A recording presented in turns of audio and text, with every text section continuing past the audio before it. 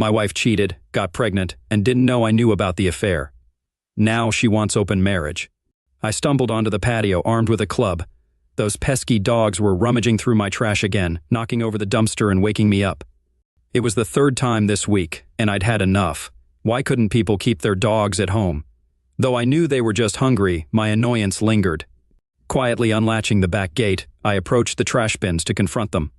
Two figures stood beside the toppled container. As I swung the gate open, they spotted me, pleading for mercy, explaining they were just hungry kids. Surprised, I brought them into the backyard under the security lights. They were ragged and dirty, dressed in oversized clothes and baseball caps, shivering in the chilly air. Demanding if they had tipped over my trash, one confessed, promising they wouldn't do it again. Not satisfied, I led them inside, directing them to the bathroom and instructing them not to come out until I said so. Gathering some clean clothes and towels, I returned to find them attempting to escape through the window. Surprised to realize they were girls, I urged them into the shower, providing soap and shampoo. After a brief exchange, I left them to clean up and headed to the kitchen. Sorting through the fridge, I prepared plates of cold fried chicken, potato salad, veggies with sauce, pastrami sandwiches, pickles, and chips. Setting the table for their meal would make for a pretty good dinner, I mused. I hoped they'd enjoy the monster cheese, mayo, and mustard on their sandwiches. The bathroom door opened quietly, and a whisper drifted to the kitchen. A minute later, two of the most stunning girls I'd ever seen entered, with long dark black hair, olive skin, and the greenest eyes, slightly almond-shaped, high cheekbones, and the cutest little noses. They were a sight to behold. They seemed to be in their teens, maybe 11 or 12. It was amusing to see them in Brianna's clothes.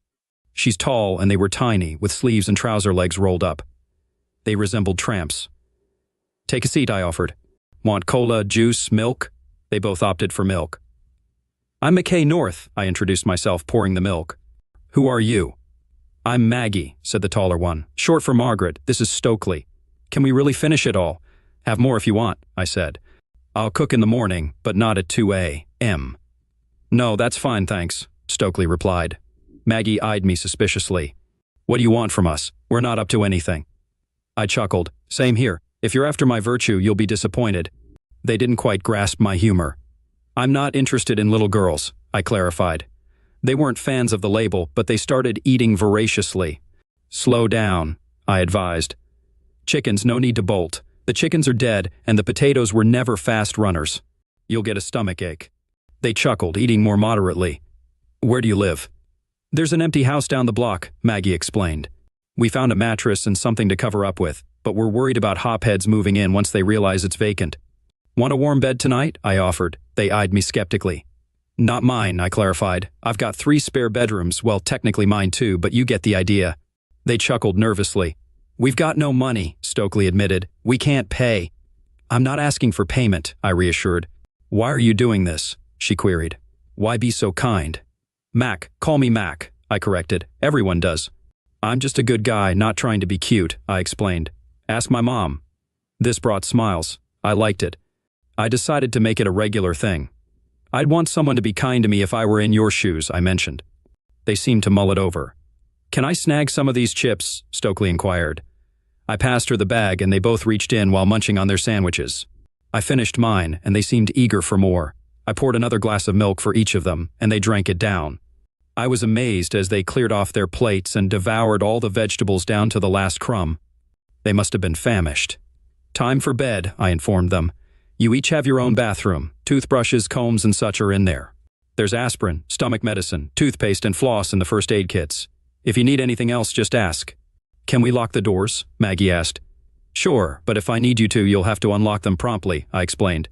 They eyed me oddly, a realization dawning in Maggie's vivid green eyes. "He's worried we'll swipe something," she explained to her sister.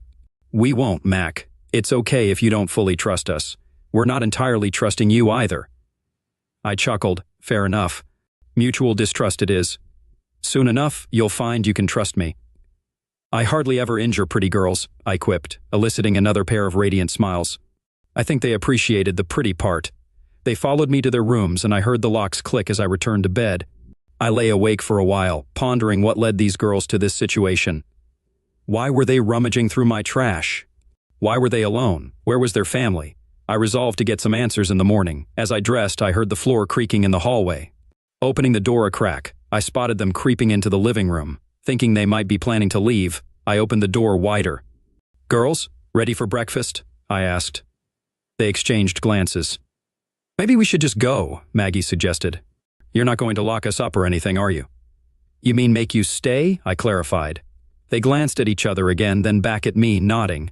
"No, I won't force you to do anything," I assured. "It's against my principles to compel anyone, but I'd like you to join me for breakfast."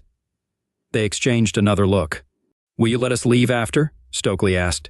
"If that's what you want," I replied. "Actually, I was hoping you'd spend the day with me, but if you have somewhere else to be, that's fine."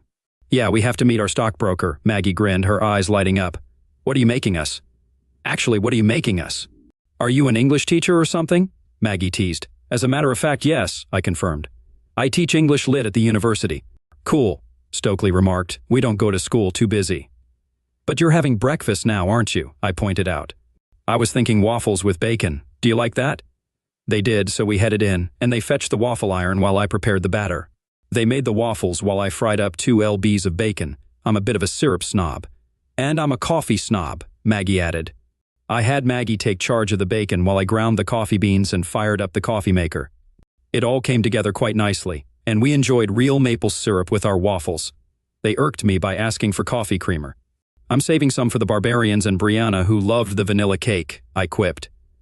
We devoured all the bacon, and they each polished off 3 waffles. "Stick with me, girls, and in a week, you'll be as plump as toads," I joked. They both chuckled, and it was the most delightful sound. Then they guzzled down their milk like hungry calves. My pantry definitely needed restocking. "So, tell me about Maggie and Stokely," I prompted. "What's your story? Why resort to digging through trash for food?" We took our coffee into the living room, and they shared a heartbreaking tale. Their father, once a car mechanic, sank into hard drinks and misused post-unemployment, leaving their lives when they were young. Their mother divorced him, and they lost contact. In a battered Detroit economy, job prospects were slim. Their mother drove a cab, but tragedy struck when she picked up a passenger who fatally stabbed her for her meager earnings. Left to die, they ended up in foster care, enduring molestation from the homeowner before fleeing to live on the streets for 3 months. With the surname Steele, they feared the elements, violence, and hunger, struggling to survive day by day. As they recounted their ordeal, I sat in silence, heart heavy with empathy. How many others faced similar fates? It dawned on me that this was a more prevalent struggle than I'd realized. Could I help them? The idea seemed daunting, as a single man taking in 2 young girls might raise eyebrows and bureaucratic hurdles. They interrupted my thoughts. "Mac, are you married?" Stokely inquired. "I was," I admitted. "My ex thought I lacked ambition. She's a high-flying lawyer, worldly and all. Marriage didn't fit into her picture." "What an idiot." Maggie chimed in. I chuckled. "She's actually a good person, no cheating or anything. We're still close friends." We both realized we were too young and naive. "How old are you?" Stokely asked. "I'm 28, I replied. "And you?" "I'm 11 and she's 13, Stokely responded. "What's on the agenda today?" "Well, we're going to chat," I started, "and I'll introduce you to someone." Opening the garage door, a furry blur dashed in. Spotting our guests, he bounded over, leaping onto the sofa and nuzzling into their laps, his big pink tongue lavishing affection. "Meet Granville," I introduced. I affectionately call him Grandma. They erupted into fits of giggles as he showered them with licks. Weighing in at about 130 lbs, he was immovable. I'm certain he outweighed them both. "Lie down, Grandma," I commanded, and he reluctantly obeyed, sprawling across their laps. "He's massive." Stokely chuckled, running her hand over his head. "What kind of dog is he? He looks like a striped tiger." "He's a bull mastiff," I explained. "The pattern is called brindle, which gives him that color." "He looks like he could snap our faces off," Maggie observed. "Yeah, he could, but he won't. He's friendly with my pals. He sees you chilling in our house, being friendly, and that's why he adores you. If you were hostile towards me, he'd be on high alert and very defensive. Now that he knows you, he won't tolerate anyone being hostile towards you. If I raise my voice at you, he won't like it. He cares deeply for those he loves." Stokely hopped down and draped herself over him, embracing his neck as he licked her hand. "I adore him," she declared. "He's so wrinkly and cute." "Does he stay in the garage?" "No, he's an indoor dog," I clarified. "Yesterday he got sick, so I put him outside to avoid making a mess in the house." "Why was he sick?" Stokely inquired. "He eats things he shouldn't, like sticks, bugs, and who knows what else. But he seems fine now." Gross, Maggie remarked. He licked my face. Yeah, he's adorable, I admitted. He's my buddy, so I just deal with it. And he'll be your buddy too if you let him. We should take him for a walk, Maggie insisted. I grabbed his leash and Maggie took the lead, but it's more like he leads whoever's holding the leash, so she stayed a few yards ahead of Stokely and me. Getting dragged along. Stokely slipped her little hand into mine. I glanced down at her and she smiled up at me. Man, she was beautiful, I thought. Everything okay? She asked. Absolutely, sweetheart, I assured her. I enjoy holding hands with pretty girls. She blushed faintly but didn't let go. We walked for a couple of miles, and by the time we returned, Grandma was panting and drooling. Despite the cold, he soldiered on. We sipped more coffee and chatted all day. Finally, I broached the subject of helping them. What can you do? Maggie inquired skeptically. Honestly, Maggie, I'm not entirely sure, I admitted. I mentioned I could speak to Brianna. She's a lawyer of a different kind. Maybe she'll have some ideas. Is this the same woman? Maggie asked. Maggie, she's not that, I corrected. Stop calling her that. Do you trust me? They glanced at each other before nodding. Yeah, I guess, Stokely replied. You've been really nice to us. Well, let's give her a call and see if she can make it, I suggested. You'll like her, just give her a chance. Brianna, busy but agreeable, joined us for dinner. Bree, a tall, stunning redhead, she's gorgeous, but she's never realized it. I described her, and I could see the girls were impressed when she arrived. She greeted me with a passionate kiss and embraced both girls. You've replaced me? She teased the girls. No, Breezy, you're irreplaceable. You know that, I joked back. She seemed genuinely pleased. I assured the girls that we were still friends, which we were, friends with benefits. We still shared great closeness together, sometimes once a week or more, with fervent lovemaking during her week-long stays. She simply didn't have time for a husband, and I doubted she'd ever marry again. We cared for each other, but marriage wasn't in the cards for us. As lovers, we got along great, but as spouses, we argued incessantly. So, who are your new friends? She inquired, smiling at them, leaving them starstruck. I'm Maggie, and she's Stokely, Maggie introduced. Nice to meet you, Bree greeted them. You know this guy's dangerous, right? Not to us, Stokely remarked. I think he could be dangerous to someone he's enemies with. He has a club and a very large dog. Bree nudged Grandma with her boot, and he grunted in protest. Hey, big guy. She knelt down and embraced him. Do you miss me? He rolled his eyes but lacked the energy to lift his head. What's on your mind, Mac? She asked. Why'd you want to talk to me? Not that I mind being invited to dinner. He's a fantastic cook, girls, if you can motivate him. I think he cooked lamb chops. We've never had anything like this, Maggie remarked. Well, then I'm in for a treat. But what's the occasion? She pressed. We had dinner, and I explained. We need your help, Breezy, I informed her.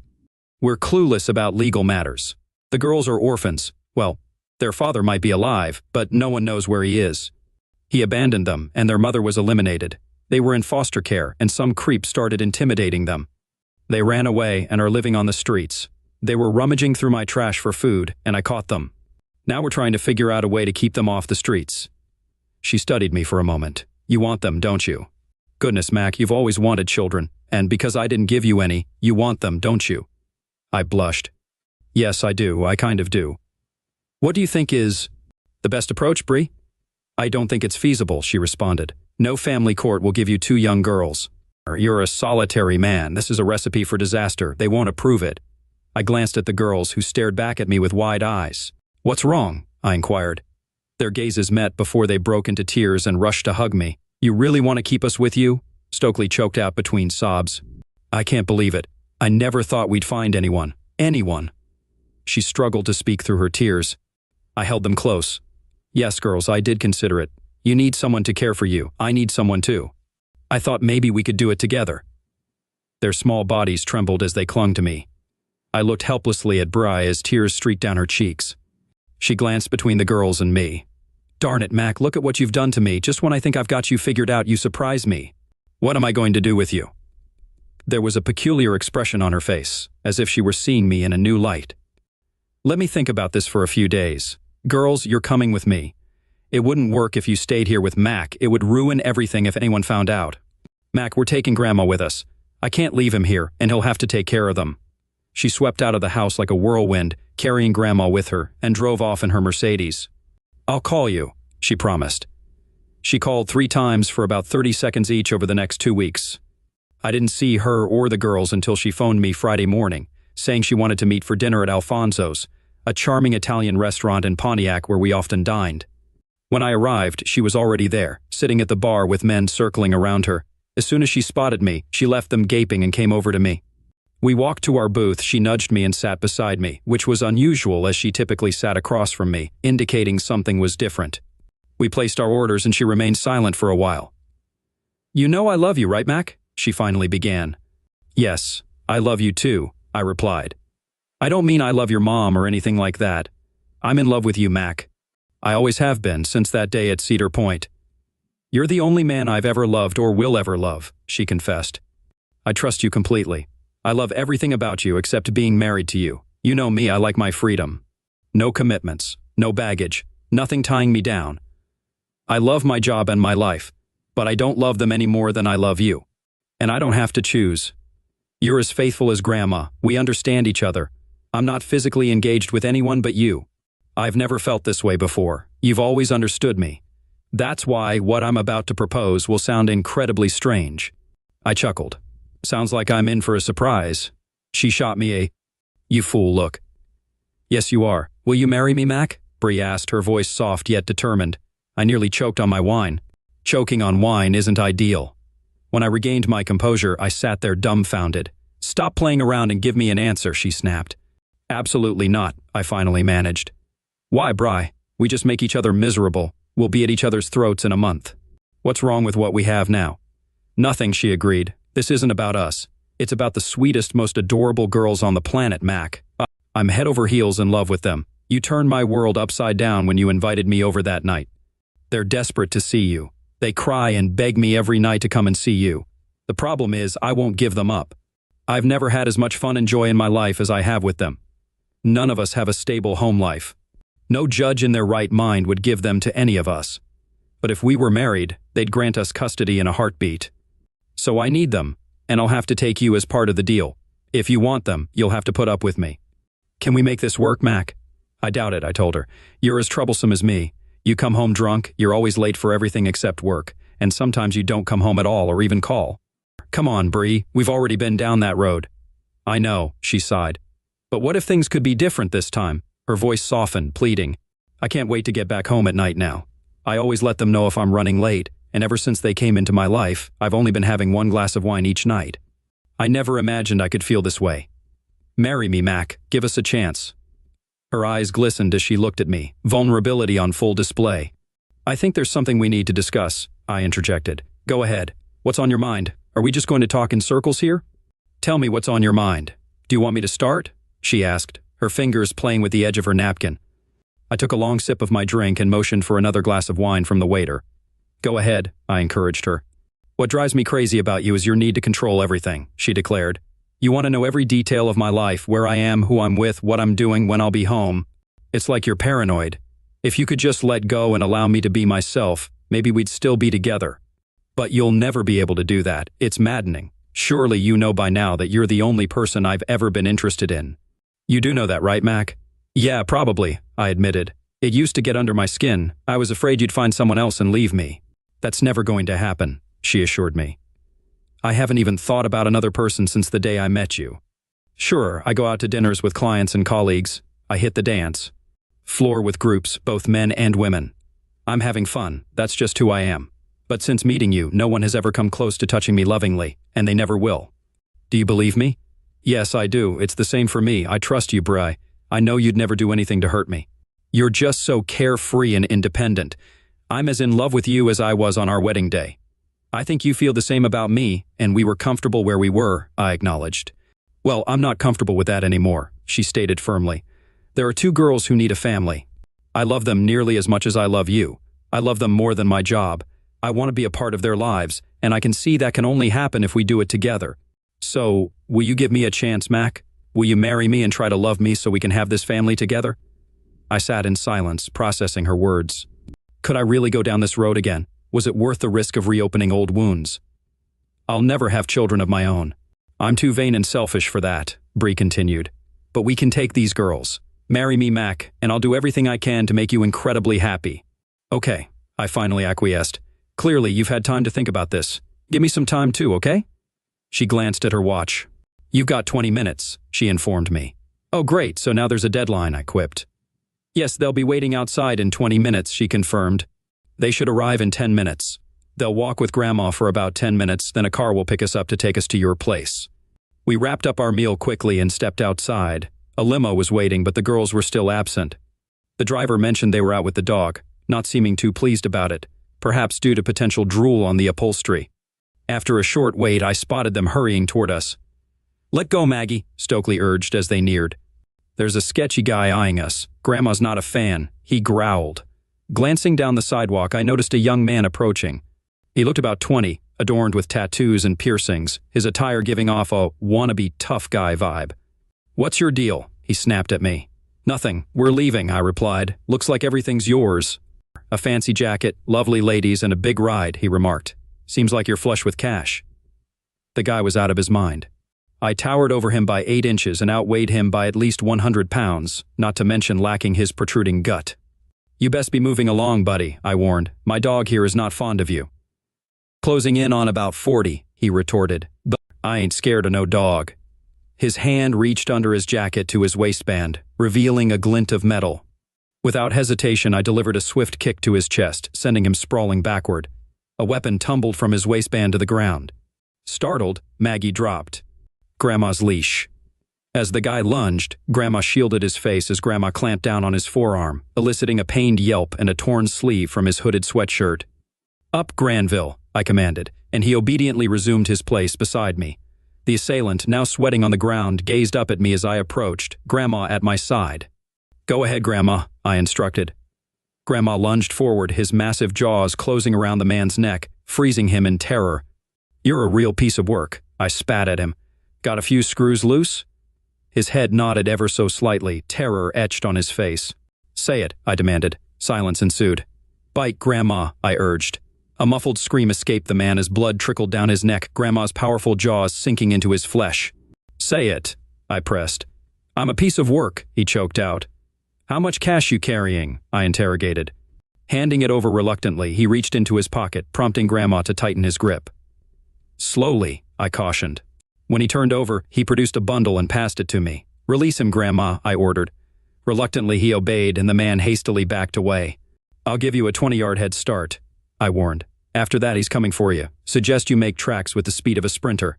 The man darted off, but his pants slid down, causing him to stumble. Hastily readjusting, he fled, clutching his trousers with his uninjured hand.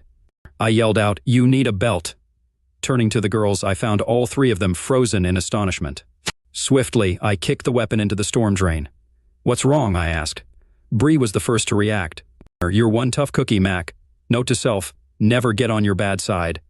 The girls rushed over to me, and I embraced them. "Oh my God," murmured Stokely into my chest. "I was scared of that guy, but you handled it like a boss." "Thank you. You did this for us, didn't you?" "Well, no one messes with my girls," I reassured her. "He left you a little something for your college fund," I added, handing her the bundle. She counted it. It totaled $700. He must have robbed a few more unsuspecting folks. Later, she split it with Maggie, and we piled into the car. Glancing back, I hugged Maggie and noticed something. "A van is pulling up," I remarked. "I know," Bree confirmed. "It's got some of our stuff." I arched an eyebrow at her. "Yeah, I'm aware I tend to take a lot for granted," she chuckled. "Girls," Mac addressed them, "we're tying the knot again and keeping you with us." They gasped and squealed. "Really?" Maggie turned to Mac. "She's not so bad after all. You were right. We adore Bree. She's been so good to us. We've got heaps of new clothes, and she got us into this amazing school. We'll make you proud, promise. We won't let you down." "We know you won't, honey," Bree reassured them. "Don't sweat it," she added. I was somewhat stunned. I tried to speak, but the words eluded me. "You okay, Mac?" Stokely inquired. Bree chuckled. "He's not. He goes into full-on panic mode. His perfectly ordered world's turned upside down. His house is always immaculate, everything's in pristine condition. We'll have our underwear hanging in his shower, mix up his books, leave rings on the coffee table. It'll drive him nuts. I honestly don't know how he'll cope with Granville. We'll have to love him so much that crumbs on the table won't bother him." "Or can we handle that?" I groaned.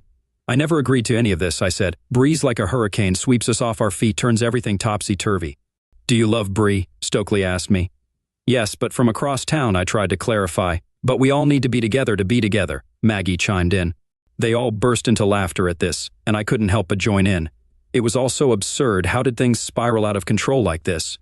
As usual, Brianna had managed to turn my little mission to help some girls into a full-blown marriage and adoption plan. Small actions can really throw your life off course, I mused. This is a harebrained scheme, I told Bri as we arrived at my house. There was a flurry of activity as movers carried in heaps of belongings and distributed them to various rooms. To my surprise, stacks of women's clothing kept appearing in Maggie's and Stokely's rooms, one after the other. "Where'd you girls get all this?" I asked Maggie as she hurried past. "Bri took us shopping a few times," she said, vanishing into her room. Bri stuck her head out of my room. "Gosh, Mac, do you ever get rid of anything? You still have stuff from when we got married." "I'm tossing this. I need drawer and closet space." I rushed to rescue my school jacket with letters from the trash heap. "Cut it out, Brianna," I shouted. "These things can't be thrown away. If I didn't want it, I wouldn't have it. This is my home, and I'll boot your skinny rear out if you don't quit." She shot me a fierce look. "Skinny rear, huh?" She snickered, grabbing me by the sleeve of my jacket. She pulled me into the bedroom. It looked like a tornado hit. In one swift move, she locked the door, slipped off her dress, and leaned over, placing her hands on the bed. It took my breath away. She wasn't wearing any underwear. The next morning, we made love and I slept until 10, then stumbled into the shower. By the time I shaved and showered, I started feeling somewhat human.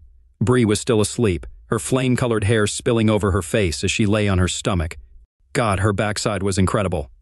I headed to the living room, where Grandma was snoring, drooling over a stack of my best shirts. I sighed, grabbing a glass of orange juice and a bun. "Come on, Grandma, let's get out of this mess." He lifted his head, rolled his eyes, and got up with a groan. We went out to the backyard, where he did his business, then came over to lie on my legs, basking in the sun. I felt as lazy as a fat lizard, enjoying the warmth of an unusually warm day for this time of year. The door opened, and Stokely stepped out with a glass of milk and a bun. "Hi, Angel," I waved. "Hey, Mac." She closed the door, standing for a moment before making her way to the glider where I was sitting. "Is there enough space for me?" she asked. I shifted over, and she settled onto my lap, resting her feet in the space I made. Curling up with a sigh, she took a bite of the bun, her big green eyes locking onto mine. "Mac," she began, crumbs scattering across our laps.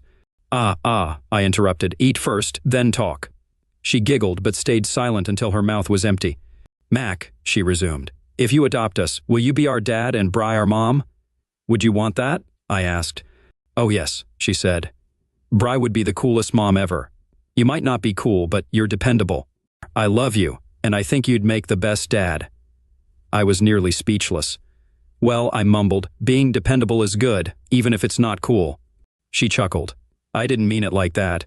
I mean, she's like a whirlwind, and you're like a mountain, you know? She really, really loves you. She talks about you all the time. She's told us everything about you and her. Do you love her?"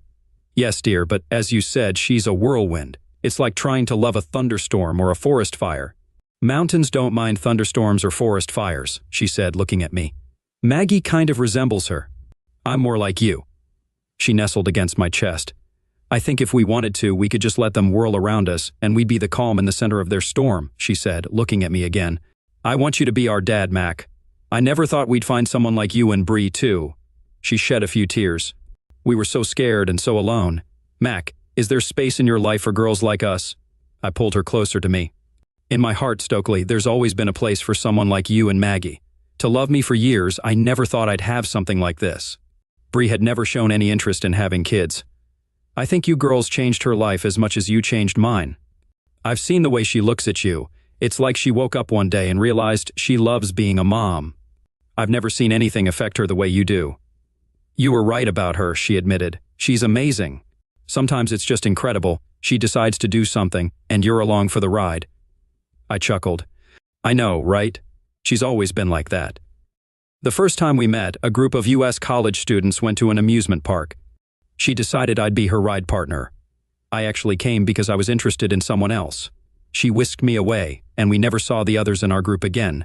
We were 20, and I fell for her that day. She's like a force of nature that just sweeps in and takes over your life. We had our first fight a month after we got married. "What was it about?" she asked, curious. "You'll find this funny. It was about shoes. She kept moving mine and putting hers in their place. I had to rummage through her stuff to find mine. She says I'm obsessed. Maybe she's right, but is it too much to ask her to keep her shoes on her side of the closet? She just exploded. Then I drove her nuts, and she drove me nuts. I've got a plan for what I'm doing tomorrow, and she's totally spontaneous. It's part of who she is, and I love it, but it drives me nuts. She loves how organized I am, but it drives her nuts. These things clash, and we just get on each other's nerves. Stokely giggled. Maggie and I argue about things like this, too. She spends half her life searching for what she's lost. She'll get up and decide on a whim what we're doing. I think we need to adapt a bit, Mac, Stokely added thoughtfully. We need to go with the flow more. They need to understand that we like things in their place. Can we work this out?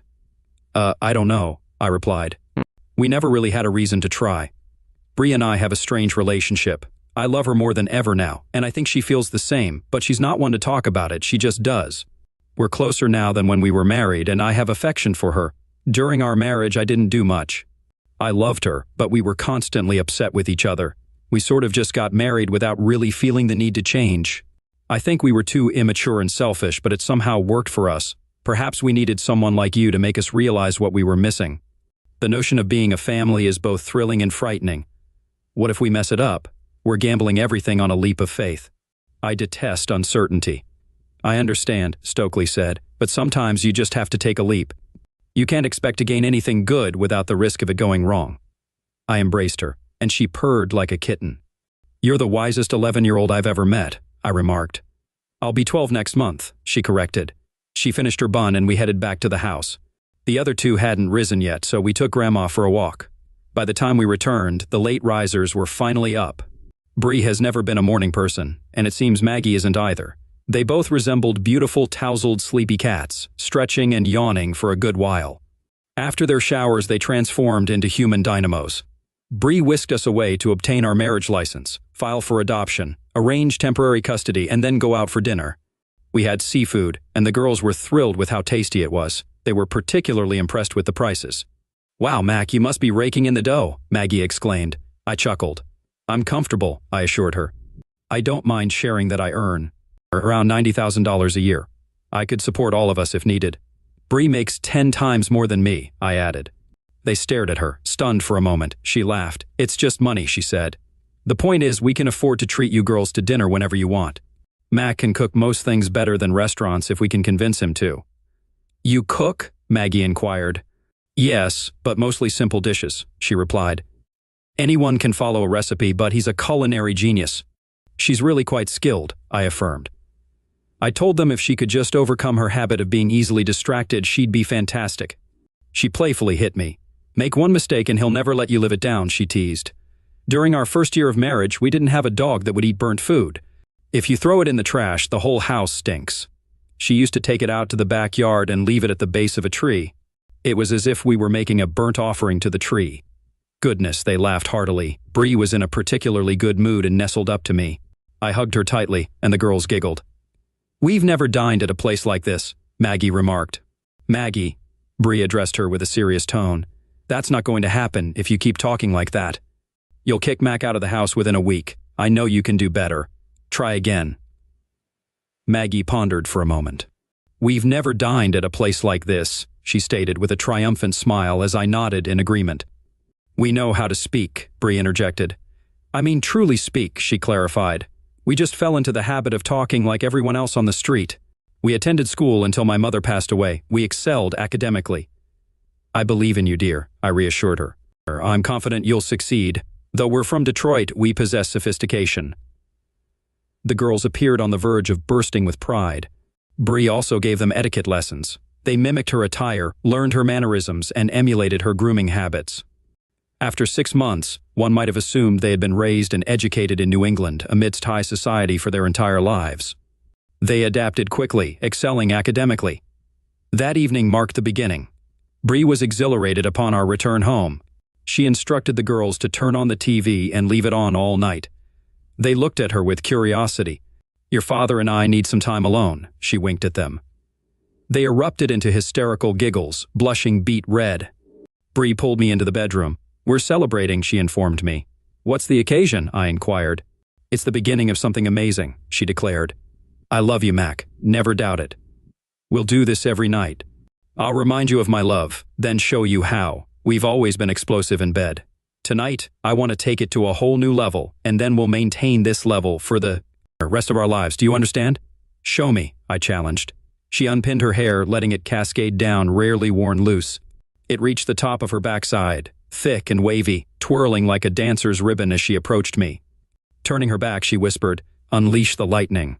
I unzipped her blue dress, my knuckles trailing down her spine. She winced, stepping aside and releasing her locks into the air. Dropping her shoulders, the dress fell, briefly grazing her chest and thighs before pooling at her feet.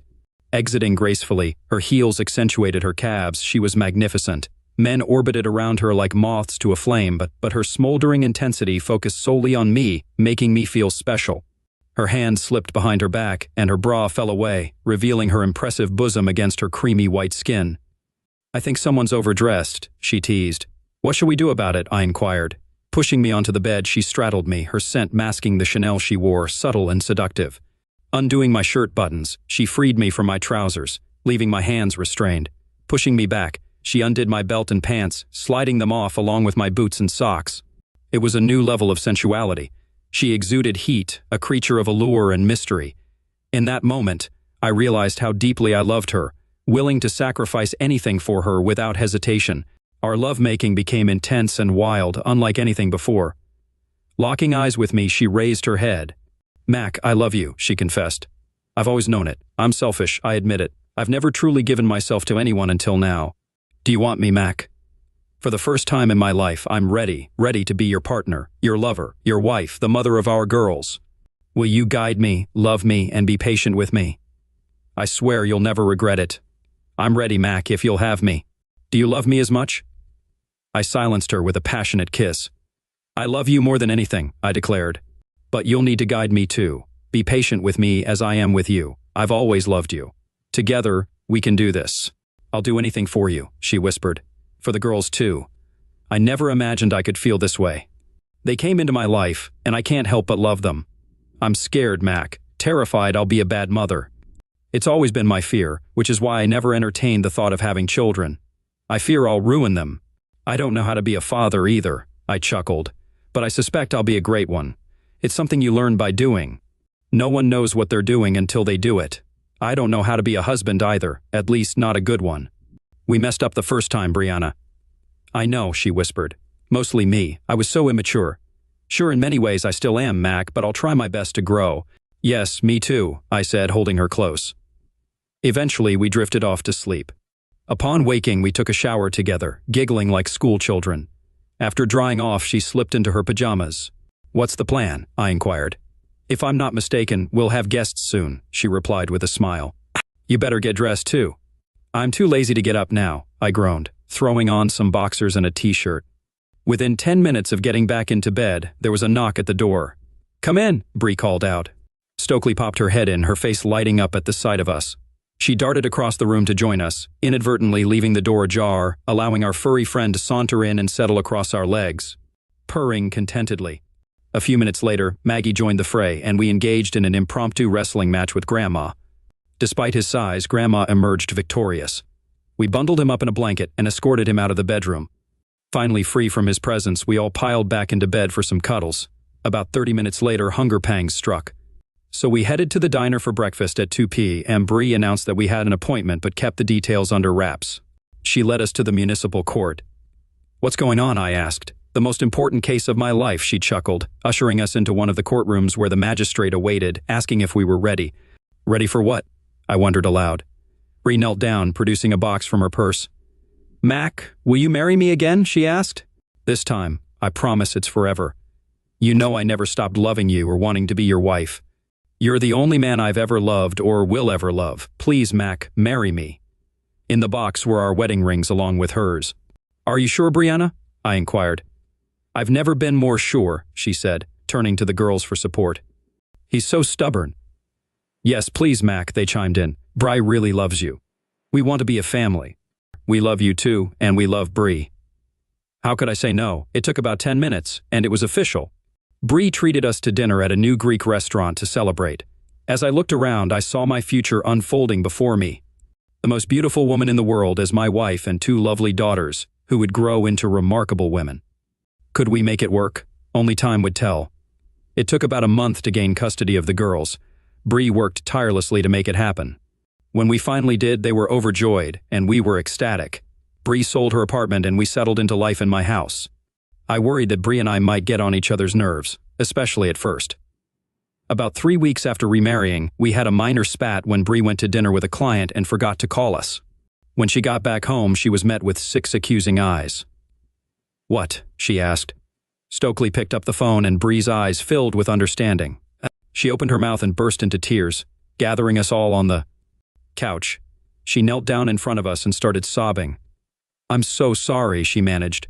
"I just forgot to call. I should have. Please don't be mad at me. I'll try not to do it again. I can't promise, but I'll tell my assistant to remind me. I was so focused on finishing the meeting and getting home. Do you forgive me, Stokely, Maggie, Mac? I'm really sorry." Bree rarely apologized, maybe a dozen times in her life. This marked the start of a completely new dynamic between us. We both made efforts to keep each other happy, and the girls were incredible at helping us. Sometimes it felt like they were the adults and we were the kids. We had a few minor disagreements, but I'd never felt so content and happy. There was a private school on the campus where I taught, and Bree enrolled the girls there. They traveled with me to and from school, and during these trips we bonded. They confided in me about everything, filling my life with their enthusiasm. After classes, we'd head home. They'd do their homework, usually taking a couple of hours. Once they were done, we'd take Grandma for a walk. Dinner started at 5 if we were eating at home. Bree usually got back by 6:30. If she was running late, she'd call, and on those nights, we'd dine out. When Maggie turned 16, Bree asked what she wanted for her birthday. She said she wanted her driver's license. She studied and practiced for 2 weeks and passed the exams on her first try. The night before her birthday, Bree brought it up in bed. "I want to buy her a car," she said. "What kind?" I asked. "A new Camaro convertible," she replied. "How much?" I inquired. "Does it matter?" she retorted. "No, not really," I replied. "I just like to know everything, Bree." "I know," she said, kissing me. "I think we can get the one I want for around $60,000. I whistled. "That's a hefty price tag, but she's an amazing girl. She deserves it." "Yes," Brianna smiled. "There's been a lot of bad in their lives, Mac. Let's make sure they only have good now." We ordered the car, bright yellow with black stripes and interior, a big V8. Against my judgment, Brianna thought it would hold its value better, and she was probably right. Either way, I knew it would drive Maggie crazy. When the car arrived, we parked it in the garage as it was time to leave for school. The girls grabbed their bags and followed me to the car. Bree was in the garage, and I didn't unlock the doors. "Dad," Stokely said, "let us in." "Not today," I said. "You'll drive Maggie? Mom isn't going to work?" she asked. "No, she's leaving," I replied. "Then how will I get there?" she asked. I pressed the garage door opener. "You're driving," I said, pointing inside. Her eyes widened, and Maggie began to cry. I jumped out of the car, and Brianna rushed down the driveway. We hugged Maggie together.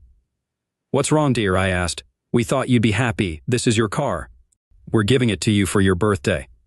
She tried to speak, but she was too upset for us to understand. She buried her face in my chest, and we held and comforted her until she calmed down enough to talk. Stokely joined us, and finally we got Maggie to speak. "I don't need a car," she choked out. "I love you guys so much, and this is too much. We don't want you to feel like you have to buy us things. Stokely and I already talked about this. We don't need anything. We just need you to love us." She broke down again. "Honey, we really do love you," Brianna reassured her. "We love you both, more than anything in the world. Having you girls is a dream come true for both of us. We love buying things for you. We work hard and earn a lot of money so we can buy things for our girls.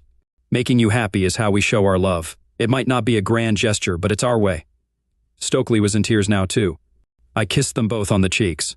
"Let's go," I said. "This is a really cool car. Let's at least go take a look." They wiped their eyes and let me lead them to the garage. I opened the door for Maggie, and Brianna helped Stokely into the passenger seat. Maggie gripped the steering wheel and looked at me. A smile spread across her beautiful face. "It suits you," I told her. "Start her up." The powerful V8 engine roared to life, and they both trembled with excitement. I closed the door and tapped on the window. Maggie lowered it, and I kissed her again. "See you at school," I said. She pulled out onto the street and paused. Bree and I stood nearby, watching.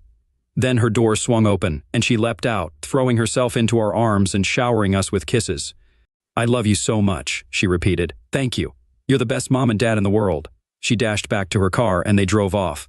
I turned to Brianna, who was crying like a baby for some inexplicable reason. Tears filled my own eyes. "Look at us," I said. "You'd think there were 3 of us or something. That was a wonderful idea, Bri. You're an amazing woman."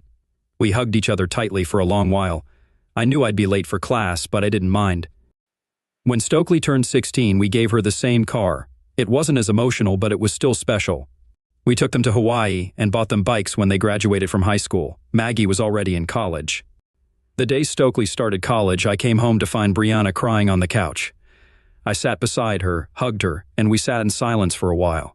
She rested her head on my chest and cried softly. Finally, she looked up at me, tears filling her big blue eyes. "Our kids are all grown up, Mac," she said. "I know," I replied, kissing her. "It's what kids do." She cupped my face in her hands, looking into my eyes. "Let's have another one, Mac," she said. "This time, just you and me. I want a baby, Mac." Overwhelmed, she started crying again. "I never thought this would happen. I love you so much, and I already miss them terribly. I want to experience it all over again. It was so incredible. I know they're only 60 miles away, but I miss them." "Me too, kitten," I said. "Maybe if we're going to have this baby, we should go practice." She gasped, staring at me. "Really? Do you want that? I mean, to have a baby?" "Of course," I said. "I hope it's a red-haired girl like you." "I love you with all my heart, Brianna." I scooped her up and carried her through the empty house to our bedroom to start practicing. We had to shoo Granville out, but I found I rather enjoyed making babies. As I drifted off to sleep, the picture on the nightstand of Maggie and Stokely held my gaze. They didn't look like a Ford, not at all.